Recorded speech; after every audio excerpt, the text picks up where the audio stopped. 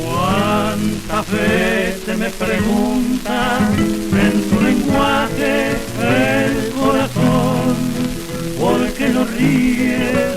¿Por qué no cantas como lo hacía en tiempos mejor? ¿Sabes ya por qué estoy triste? ¿Para qué quiero contarles más?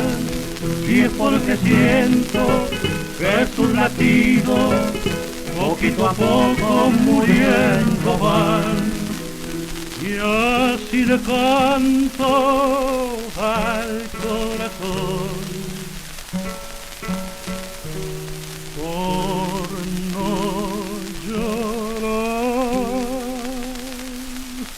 No sé qué tiene que ya me abandona, dime corazón, que ya no lates en mi pecho enfermo de tanto dolor. Si tienes penas, pues yo no lo digas, que yo tengo tantas, que solo la idea de aumentarlo espanta, sufre silencioso como sufro yo. Si tienes penas, pues yo no lo digas, que yo tengo tantas, que solo la idea de aumentarlo espanta.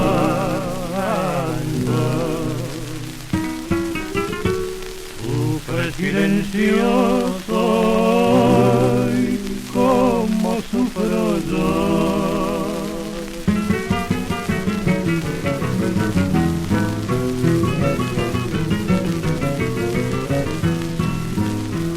Perdón si ya no alegro tu triste vida, mi buen señor. Es tan extensa y honda la herida, suele decirme mi corazón,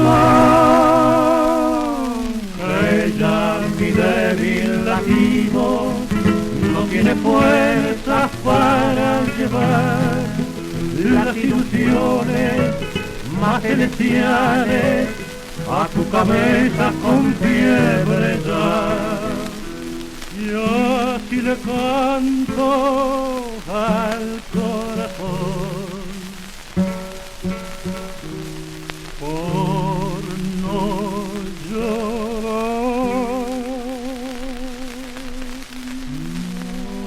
No sé qué tiene que ya me abandona, dime corazón, que ya no lates en mi pecho enfermo de tanto dolor. Si tienes pena, pues yo no lo digas, que yo tengo tantas, que solo la idea de aumentarlo espanta, sufre silencioso como sufro yo. Si tienes pena, pues yo no lo digas, que yo tengo tantas, que solo la idea de aumentarlo espanta. Sufre silencioso como sufro yo.